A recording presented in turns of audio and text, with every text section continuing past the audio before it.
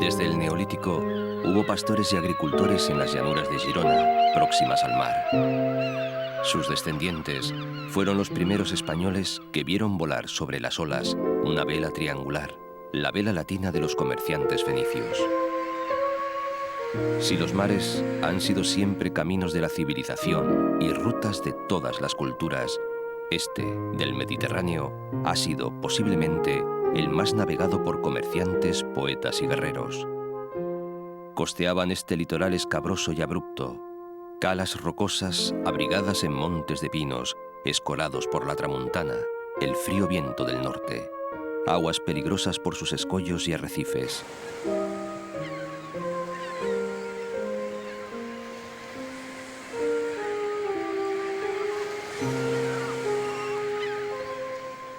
En sus puertos anclaban los bous, esos barcos pesqueros que faenan matrimoniados, en parejas.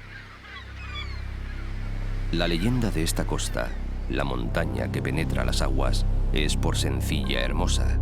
Cuentan que un pastor descendió un día hasta la orilla del mar y que para verlo, curiosa, surgió de él una bellísima sirena. Quedaron prendados el uno del otro. De ese amor nació la costa gerundense.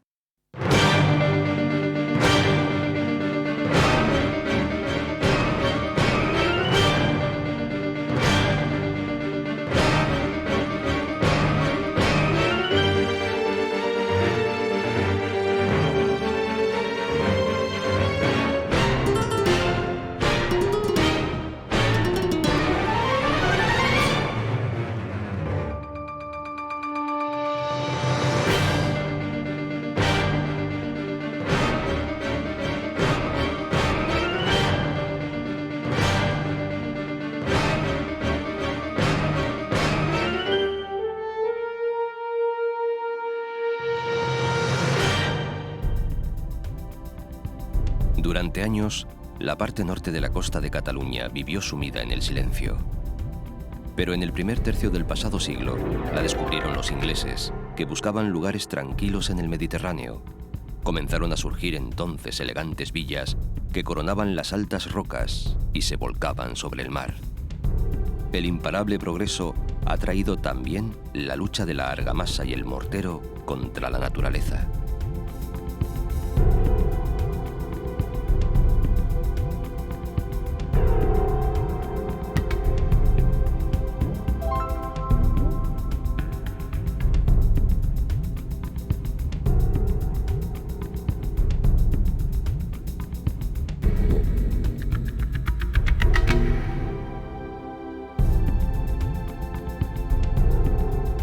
Portbou, puerto de Bous, marca la frontera con Francia. Es el primer puerto español. Caminante no hay camino, sino estelas en la mar. Así pensaba Antonio Machado, que no imaginaba que un día triste de 1939, a causa de una guerra entre hermanos, tendría que abandonar su país por este pueblo fronterizo. Portbou fue para siempre, pues moriría poco después en el pueblo francés de Collioure. Lleno de vida, como todos los lugares medianeros, Portbou es una tela de araña, un entretejido de raíles que confluyen en su estación ferroviaria, obra del ingeniero francés Eiffel.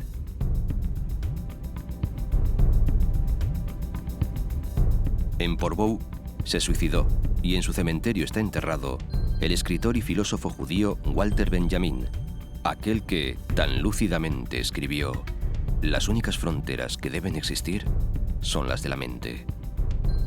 En 1940 pasó a España por esta frontera, pero al saber que las autoridades españolas iban a entregarlo a la Gestapo alemana, eligió transponer la frontera definitiva, esa en la que no hay aduaneros preguntando si tiene uno algo que declarar.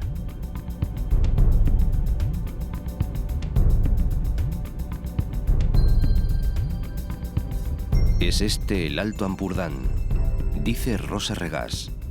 Las mujeres y los hombres que habitan esta franja del Ampurdá son peculiares.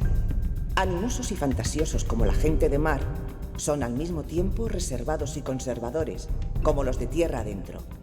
Afables, socarrones y curiosos, les gustan los contrastes. Van seguros por la vida, y no temen la muerte porque saben que, tanto si hay otro mundo como si no, en este por lo menos les ha tocado vivir en uno de los lugares más bellos y prósperos de la Tierra. Y bien mirado, no les falta razón.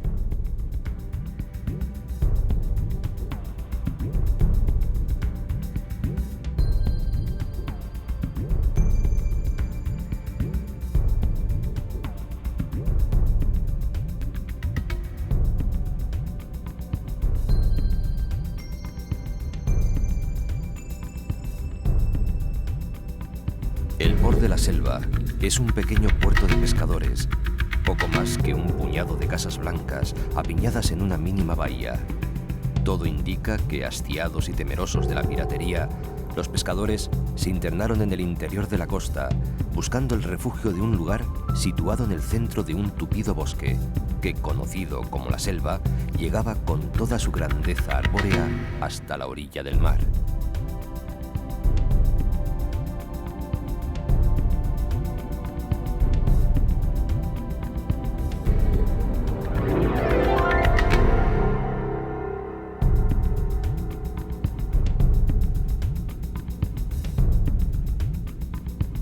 El Cabo de Creus, el punto más oriental de la península ibérica.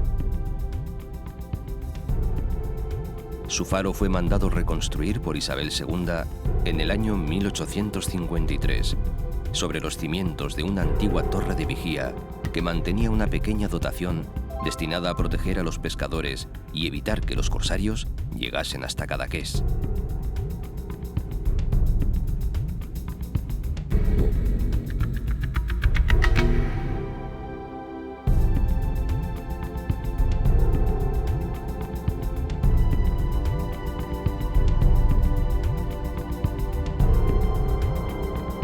Cuando Rosa Regás hablaba del carácter extremo y contradictorio, algo surrealista de las gentes de Lampurdá, estaba definiendo al hombre que mandó construir aquí su casa-taller.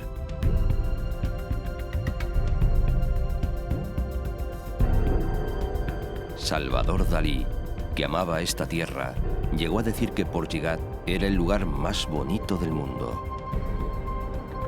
Aquí trabajó hasta 1982, cuando falleció su esposa y musa Gala.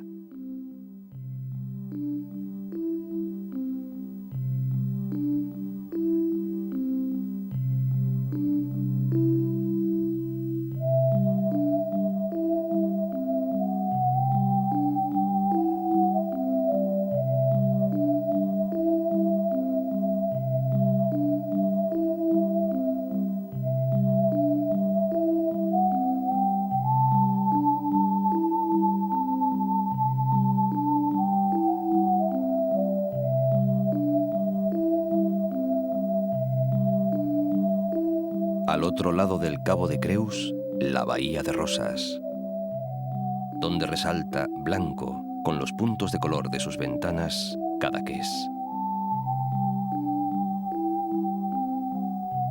Dalí dio a conocer el pueblo donde pasaba los veranos con su familia y donde trajo a sus amigos, Pablo Picasso, Louis Buñuel, Marcel Duchamp, Paul Éluard, García Lorca.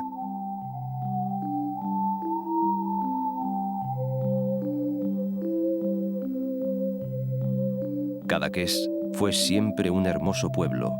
Hoy es un símbolo en el mundo.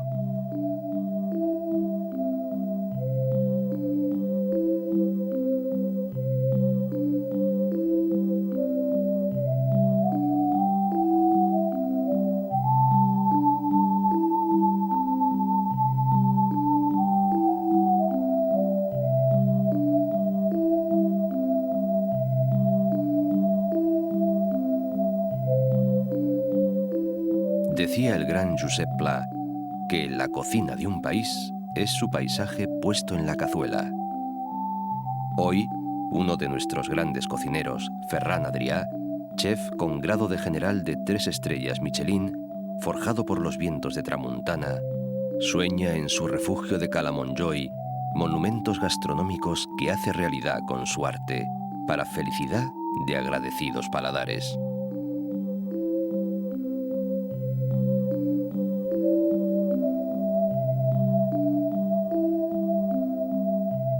Rosas, en el punto más abrigado de la bahía, es un pueblo cargado de historia.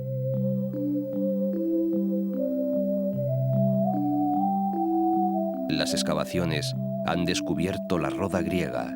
Sobre ella se construyó la Rosas romana y más tarde las Rosas de la cristiandad.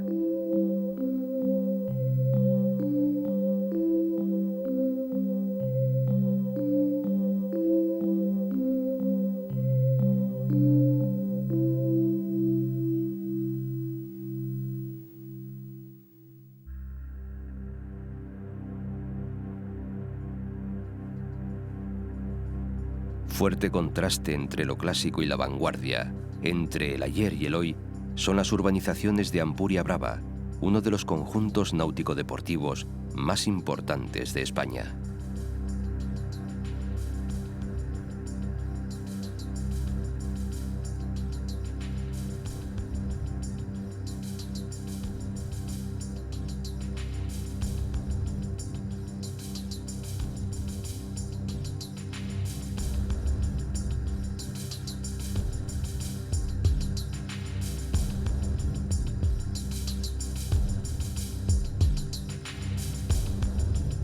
Las marismas, aiguamolls del Ampurdán, ocupaban antiguamente toda la llanura de la bahía de Rosas. Lamentablemente, la expansión ganadera y agrícola y el mismo turismo fueron reduciéndolas. Por fortuna, en 1983, fueron declaradas paraje natural de interés nacional y se han convertido en una reserva biológica visitada cada año por miles de aves migratorias.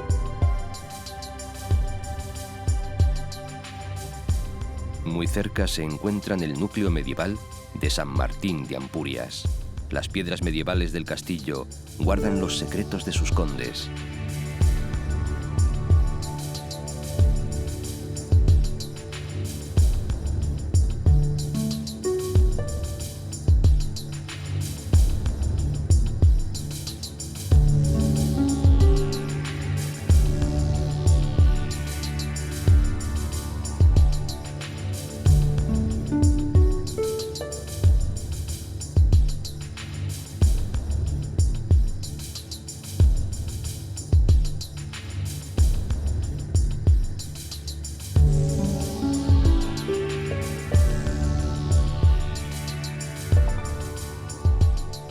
Y en la orilla sur del Golfo de Rosas se levantan las ruinas de Ampurias, uno de los yacimientos arqueológicos más importantes de la península en lo que se refiere a la colonización griega y romana.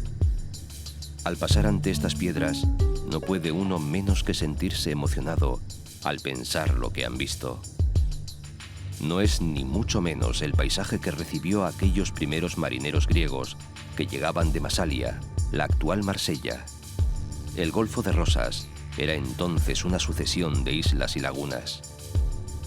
La emporión romana creció con murallas ciclópeas, templos hermosos, plazas amplias, cisternas, construcciones que todavía hoy se recorren con asombro.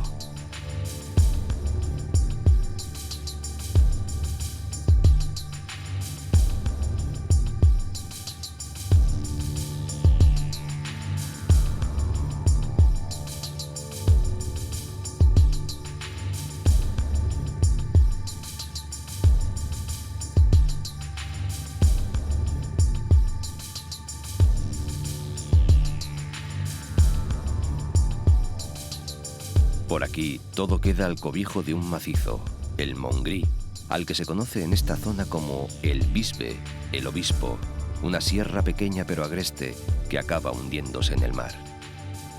De camino, separa el alto del Bajo Ampurdán y además protege a este último de los golpes de la Tramuntana.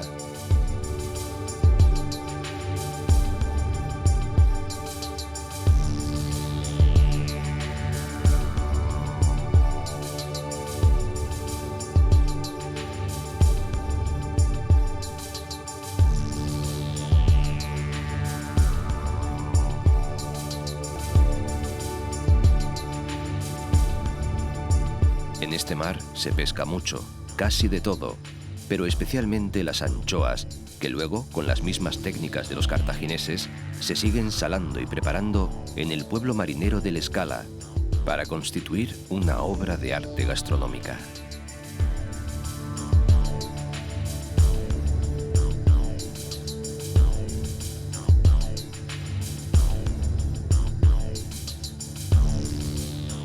Bello en su soledad, sencillo y noble, cubierto de blanco el color de la paz, bajo el sol esplendoroso y el gran cielo azul.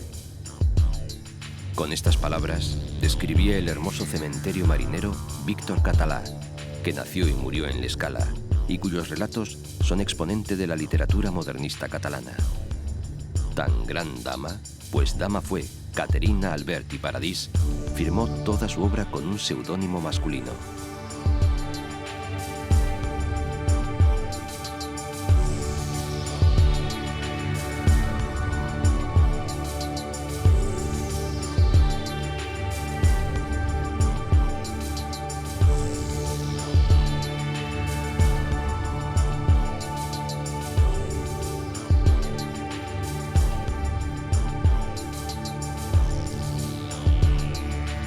En la Gran Meda se pueden distinguir los restos del faro, el último de los mandados construir por Isabel II, impulsora del Plan de Luces de la Costa. 2 meses después de esta decisión, estalló la Revolución Liberal, que la obligaría a salir del país. Fueron los fareros, hasta mediado el pasado siglo XX, los únicos habitantes de las Medas. Las distintas profundidades de su fondo y su diversa composición explican la variedad de ambientes y especies y su gran productividad. Tanta riqueza ha sido explotada durante muchos años por los pescadores y especialmente por los coraleros, que desde el siglo XVIII intensificaron su actividad en toda la costa hasta llegar, desgraciadamente, a poner en peligro el coral de las Medas.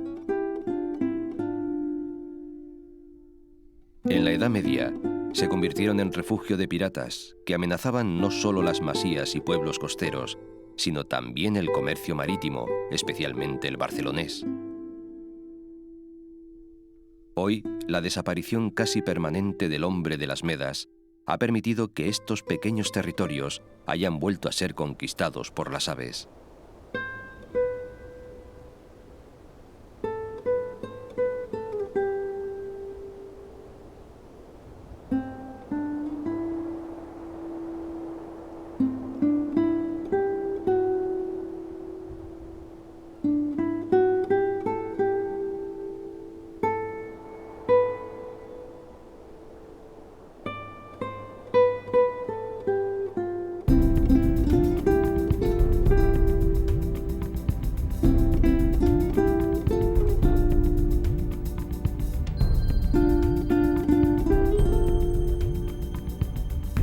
Aquí va llegando el Ter al Mediterráneo. El río allana el terreno, creando una curiosa mezcla de agua dulce y salada. Y forma la playa más larga de la zona, la Fonollera de la Gola del Ter. Dicen los aficionados a la buena mesa que esta parte de la Costa Brava debería llamarse Costa del Arroz, pues son famosos sus arroces con pescado de roca que suelen festejarse en ferias durante los meses de marzo y abril.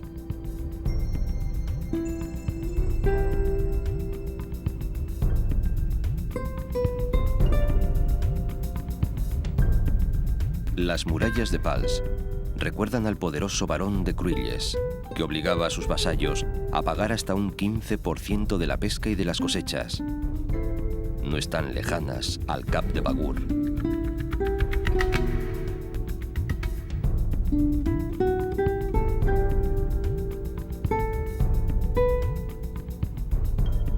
Hoy, su fortaleza es un parador nacional que domina el agua azul y transparente de la playa de Aiguablava, donde las raíces de los pinos son abrazadas por las olas del mar.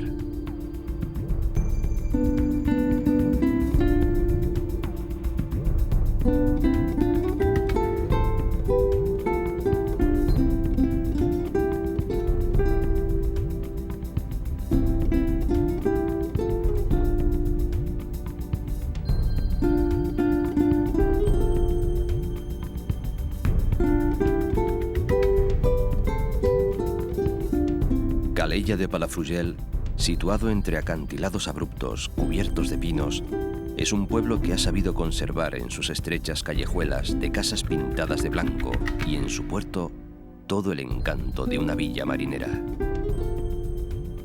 Aquí nació Josep Pla, el escritor que mejor supo retratar a sus paisanos y que tanto amó a esta su tierra de l'Empordà. He nascut en un poblet petit. Els horitzons de la meva vida han estat curtíssims. Aquestes circumstàncies m'han fet especialment sensible a la fulguració de la lletra impresa.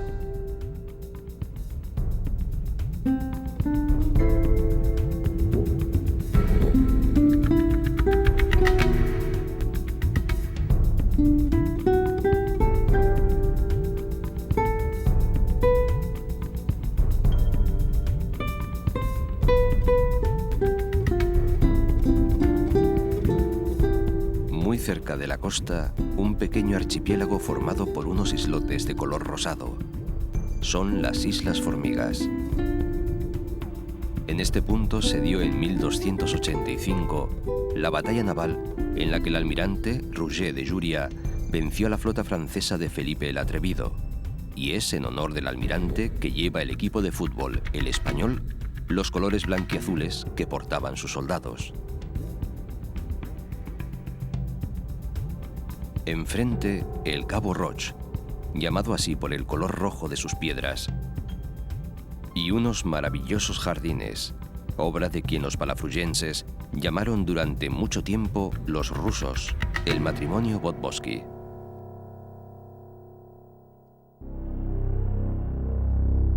Seguramente, de la diversidad de esta costa, nació la leyenda según la cual, cuando Dios hizo al mundo, le sobraron una serie de elementos distintos y, no sabiendo qué hacer con ellos, formó con sus manos una bola que arrojó junto al mar, el Cabo Gros.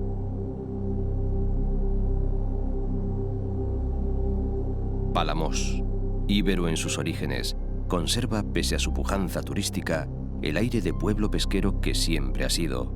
Aquí, el producto estrella del mar es la gamba.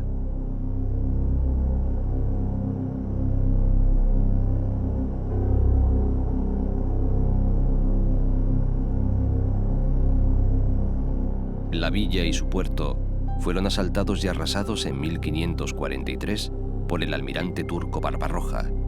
Tanto pavor causó el lance que hizo falta una bula papal para animar a los habitantes a habitar de nuevo el pueblo.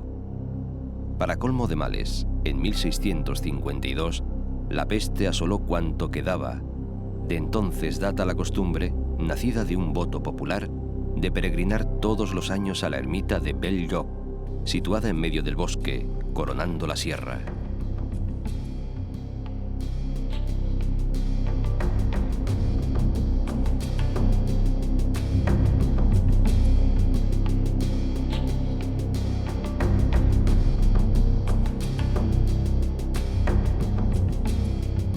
La Torre Valentina, cilíndrica, compacta y coronada de almenas, es el símbolo de Calonja. Cumplía, como en todos estos pueblos del litoral, su misión de vigía y alerta ante los peligros que llegaban del mar.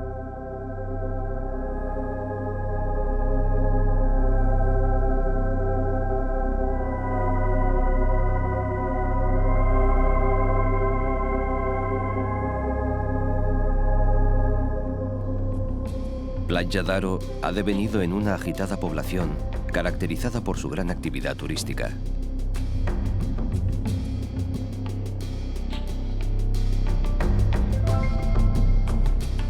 Y las playas se alargan hasta S'Agaró, que nació en 1924 con la residencia de Josep Benessa, un empresario catalán. Coronando la urbanización, el Hostal de la Gavina, que fue durante años alojamiento obligado de las grandes estrellas del cine norteamericano, como Chaplin, Humphrey Bogart, Ava Gardner, Sinatra. Fue en Sant Feliu de Guíxols donde se le dio nombre a la costa. Desde esta ermita, que corona la población, se tiene una visión de toda la Costa Brava. El periodista Ferran Agulló dejó constancia escrita de esta visión en su columna diaria de La Veu de Catalunya, el 12 de septiembre de 1908, dándole el nombre de la Nostra Costa Brava a esta parte del litoral catalán, que hasta ese momento se había llamado siempre Costa de Levante de Barcelona, naturalmente.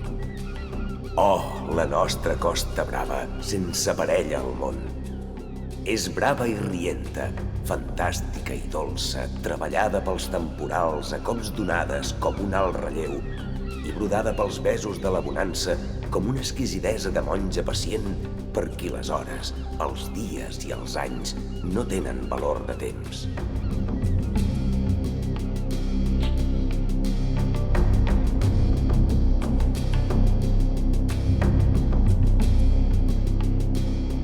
La caleta de Gibarola es el prólogo de Tossa de Mar.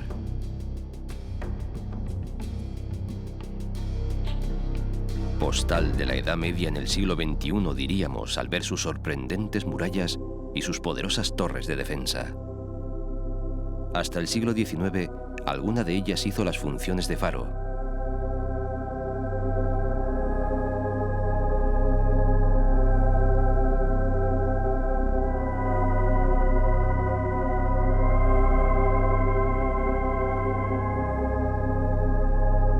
La gran playa se extiende a los pies de las murallas. Su personalidad histórica ha sido fuente de inspiración para artistas de la talla de Marc Chagall. En uno de los rincones de la Vila Bella, esta estatua de Ava Gardner recuerda a la protagonista de Pandora y el holandés errante. Frank Sinatra caminó por estos callejones y eso fue más que suficiente para que cientos de turistas anglosajones desembarcaran en Tossa.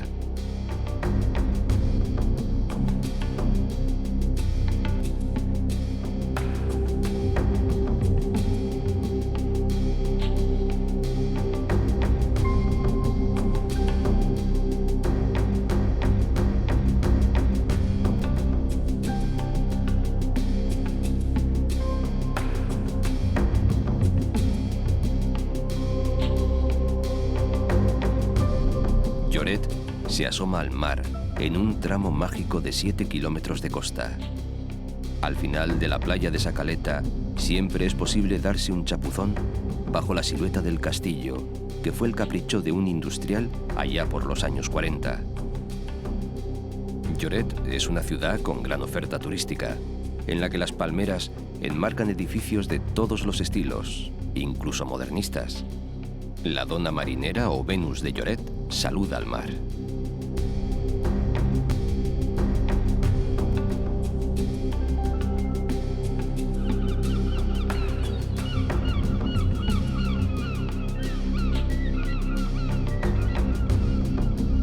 En la montaña que separa las playas de Lloret de la de Fenals, destaca una torre de vigía que llaman el Castillo de Sant Joan, data del siglo XI. Hoy vigila uno de los centros turísticos más visitados del litoral catalán, Blanes. Blanes es para muchos la puerta de la Costa Brava, porque a partir de aquí, en este viaje que hacemos hacia el sur, la costa se amansa, las playas son más generosas. Aquí nació Joaquín Ruyra, que retrató la vida marinera en sus novelas Jacobé, Narraciones de Mar y Montaña. Notables son sus jardines botánicos, el de Marimurtra, que comenzó a crear hacia 1920 Carlos Faust, un alemán que había hecho fortuna en España.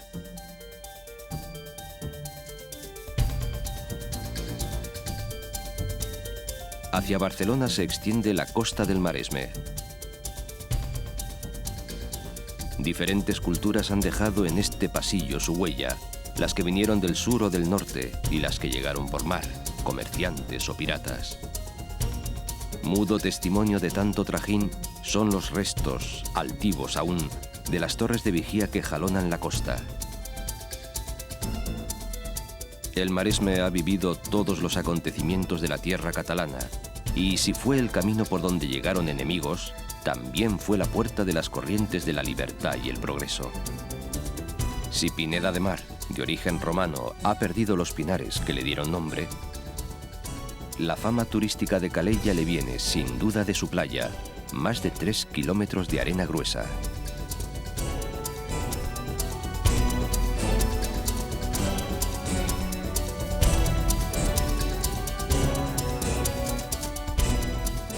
Su faro, que vigila la seguridad de los barcos que se dirigen a Palamós y Mataró, fue en 1916 el primer faro electrificado de España.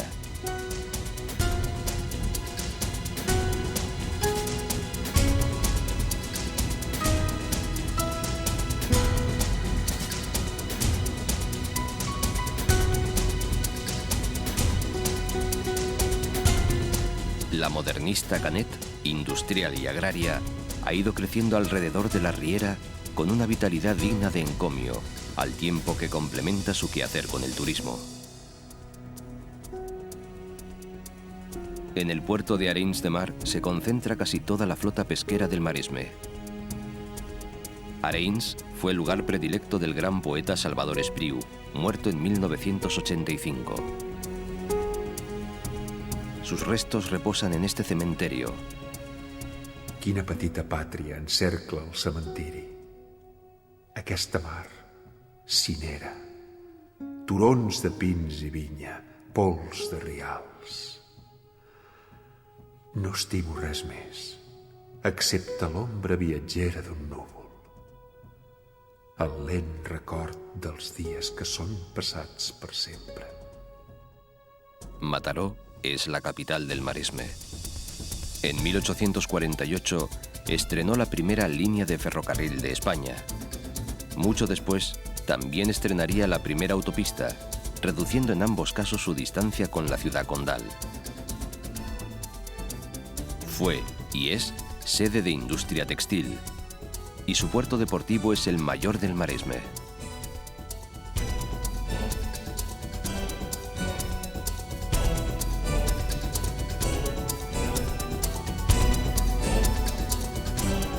Pero la textil no era la única industria. Las viñas del Maresme eran ya famosas en tiempos de Plinio el Viejo, Juvenal y de Marcial, que cantaron a los vinos de Alella.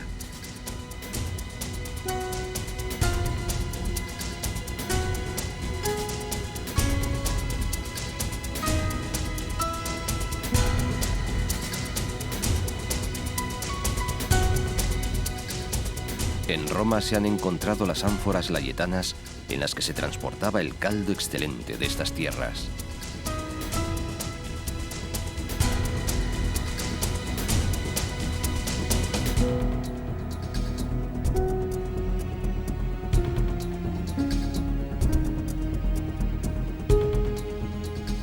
Unos 150 años antes de Cristo, los romanos fundaron Baétulo. 50 años después, lo que hoy es Badalona era ya una ciudad importante, con 15.000 habitantes y una gran prosperidad derivada de la exportación del vino.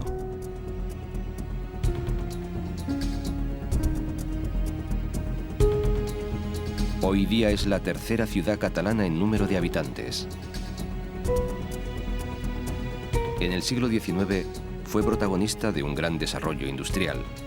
En pocos años la fachada marítima se pobló de altas chimeneas que despedían un humo intenso, signo inequívoco de uno de los mayores inventos de la Revolución Fabril, la máquina de vapor.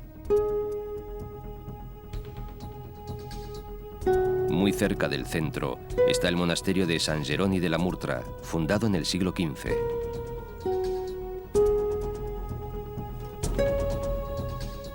Durante el reinado de los reyes católicos, fue el escenario de una de las célebres entrevistas entre los reyes y Cristóbal Colón.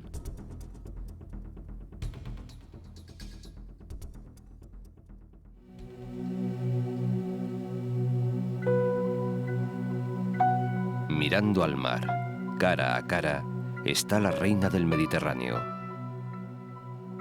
Desde la desembocadura del Besós hasta Montjuïc, culmina el paisaje de una franja marítima, única en el mundo, que ha abocado Barcelona al mar, sobre todo en los últimos tiempos, recreando una nueva línea de costa. Barcelona es mucha ciudad, mucha historia, mucho sentimiento para contarla por encima, que ella se merece un capítulo especial.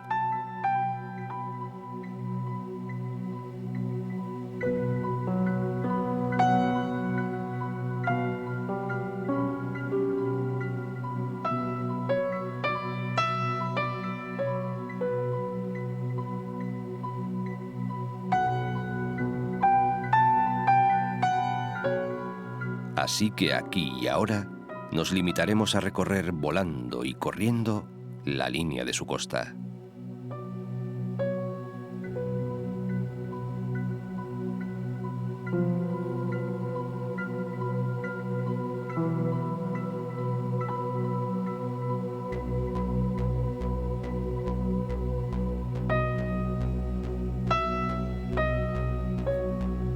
El Poble Nou, el barrio más occidental de la ciudad, lleva este nombre desde hace tiempo, exactamente desde 1238. Un tranvía lo unió a Barcelona en 1884 y desde entonces fue parte entrañable de la ciudad.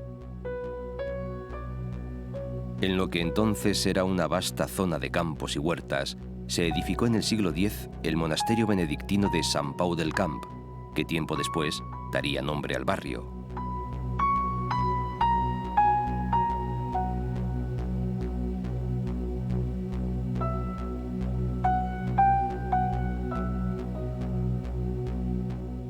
Lo más nuevo de Barcelona, lo último, es un trozo de ciudad que ha resurgido de las cenizas de una de sus caras menos agraciadas. Hoy, estos edificios, avenidas, esculturas y fuentes, que se levantaron con la feliz disculpa de la celebración del Fórum de las Culturas, son más que motivo de orgullo y enlazan en su fantástica arquitectura con otras zonas contiguas donde las Olimpiadas del 92 propiciaron una sucesión de modernidad, playas y puertos.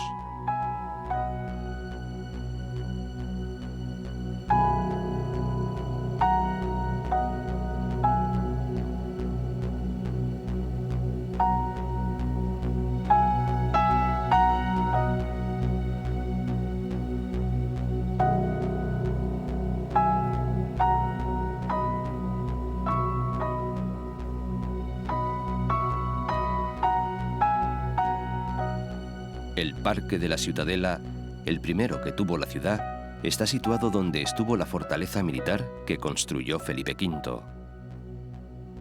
En los últimos tiempos, el Port Vell, el puerto viejo de Barcelona, ha experimentado una transformación radical. Los muelles tienen un nuevo aspecto y los espacios lúdicos y las zonas comerciales ilustran este regreso de la ciudad al mar. Montjuïc fue desde la Edad Media zona de vigilancia y punto de referencia para las naves que surcaban las aguas frente a Barcelona.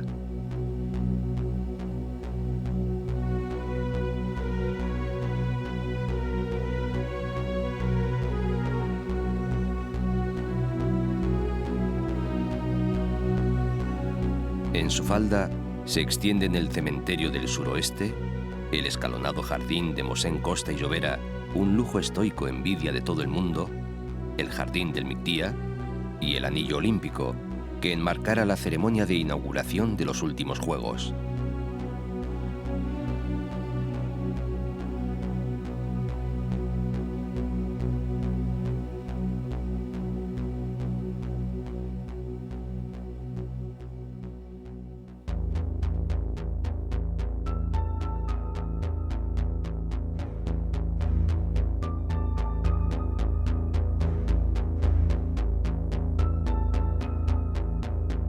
Castelldefels es el centro turístico del Baix Llobregat por muchas razones, pero quizás la más importante sea por sus playas de fina arena y escasa profundidad.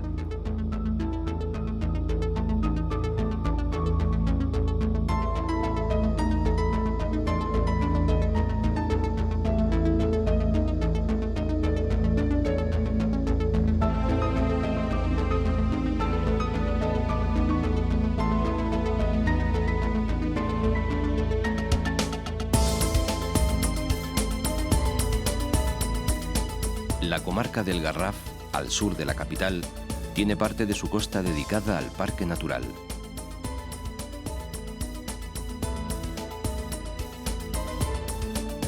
Es una zona angosta y abrupta donde las aguas han excavado muchas veces un curso subterráneo. Situado en un peñasco mirando al mar, Sitges goza de un emplazamiento singular. Como todas estas tierras, ha visto pasar los ejércitos de Aníbal en su camino hacia Roma. Ha sido castro romano, y son muchos los que piensan que aquí estaba la mítica Subur de Plinio y Estrabón. Fue luego castillo árabe y fortaleza cristiana. Y alrededor del castillo y su muralla fue creciendo un pueblo de pescadores. Punto de partida del comercio hacia América, fueron tantos los emigrantes que salieron de aquí que un periódico llegó a afirmar que Cuba era una extensión del término municipal del pueblo. Pero muchos de los que se fueron regresaron triunfalmente para invertir sus ahorros en la construcción de elegantes mansiones que hoy son su patrimonio.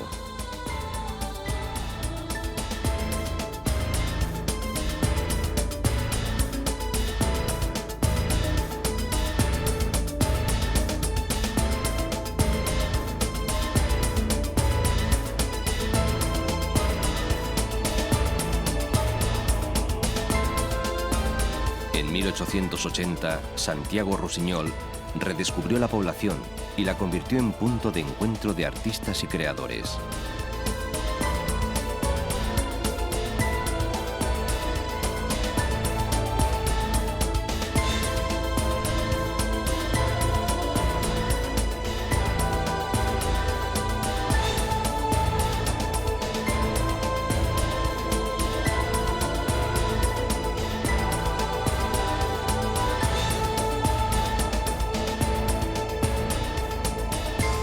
En Vilanova y la Geltrú recala una de las flotas pesqueras más importantes de Cataluña, lo que no es óbice para tener un excelente puerto deportivo.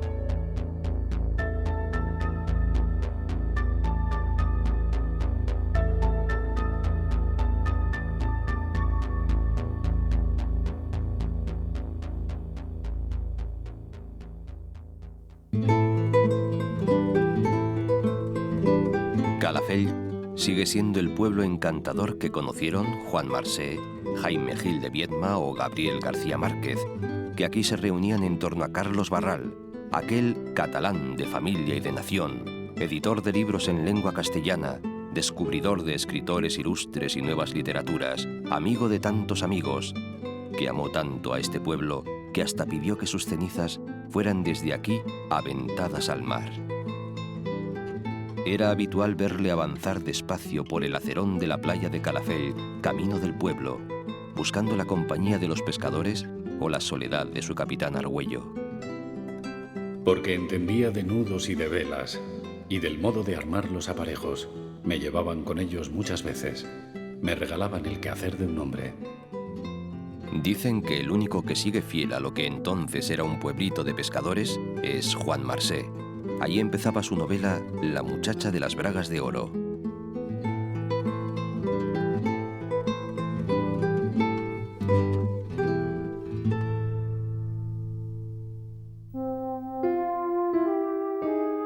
Tierra adentro, pero con olor a mar, el Vendrell. Aquí nació en 1876 Pau Casals. Todavía hoy resuenan con emoción sus palabras cuando en la presentación del himno de la ONU, el anciano maestro, con 95 años, dijo: Vaig a tocar una melodia del folklore català, el cant dels ocells. Els ocells, quan són al cel, van cantant pis, pis, pis, pau, pau, pau. I és una melodia que Bach, Beethoven i tots els grans haurien admirat i estimat. I a més, neix de l'ànima del meu poble, Catalunya. Hacia Roda de Bará vuelven las playas. Roda es hoy un emporio turístico y sobre lo que fue Vía Augusta sigue dando la bienvenida al visitante su arco romano.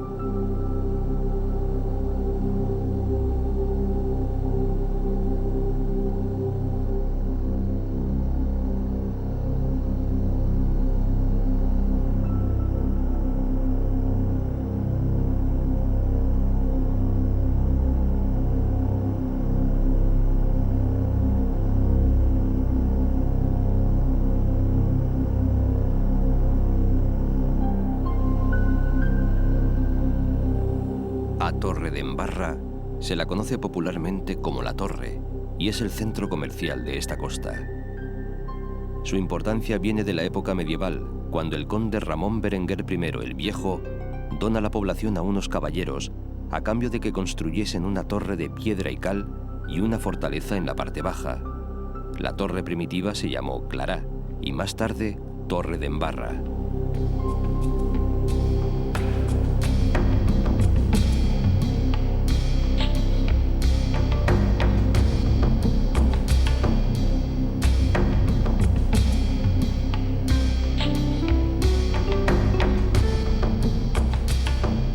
Hoy Tarragona es una importante ciudad, enclave turístico y económico.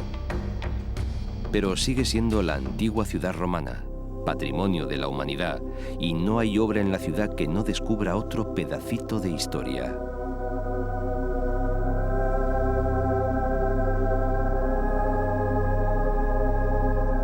En el 218 a.C., Publio Neo Escipión y su hermano Cornelio fundaron Tarraco y la hicieron capital de la Hispania Citerior.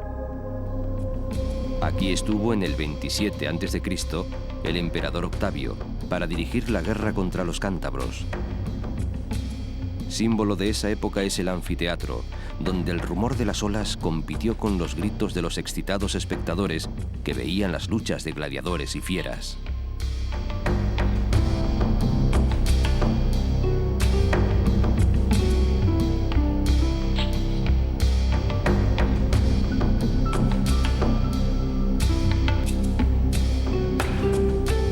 Toda la civilización, la cultura propia del Mediterráneo, ha pasado por estas calles, que alguien definió como el mayor parque temático de la memoria de Europa.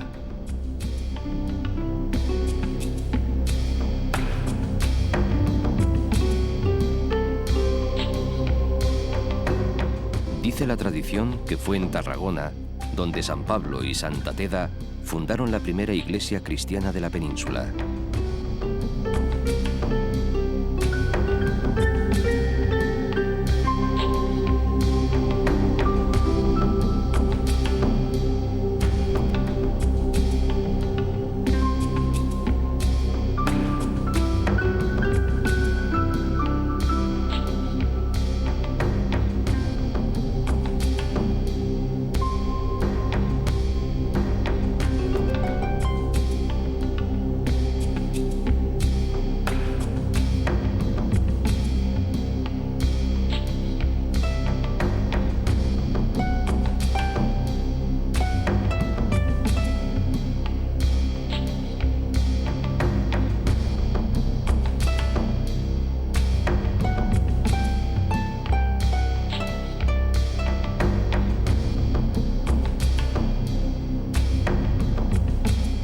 PortAventura, como su nombre indica, es una propuesta de convertir el ocio en aventura controlada, en diversión para chicos y grandes.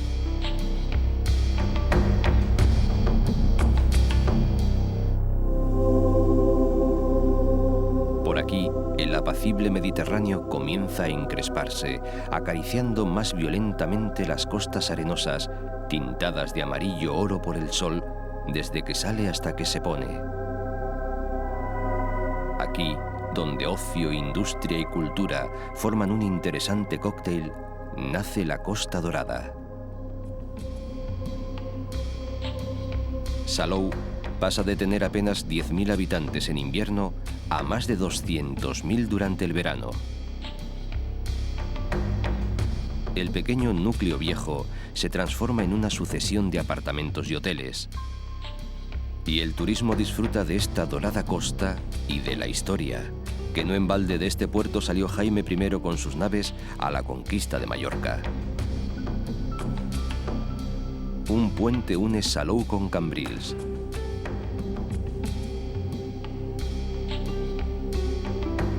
El faro de su puerto, que se encendió por primera vez en 1858, asegura la navegación por todo el Golfo de San Jorge.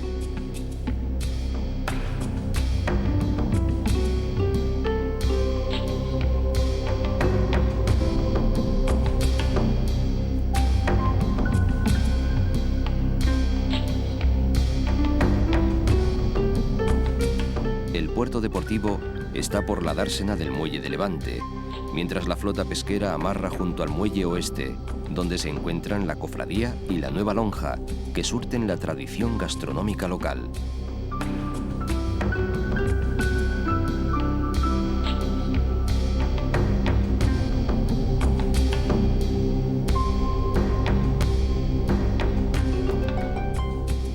Hacia el sur, la tibieza del clima, la limpieza azul del cielo, las laderas exuberantes de viñas y algarrobos, cortadas aquí y allá por los animados colores de las urbanizaciones diversas, de los pueblos blancos y recoletos.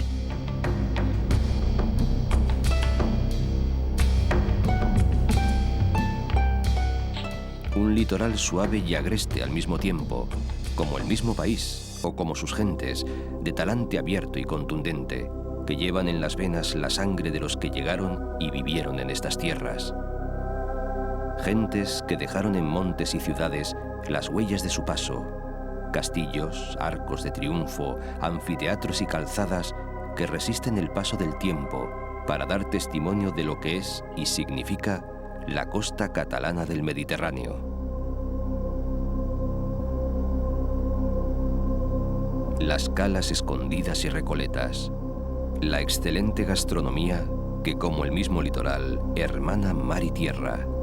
Todo ello sigue vivo en el corazón de la gente de este hermoso país.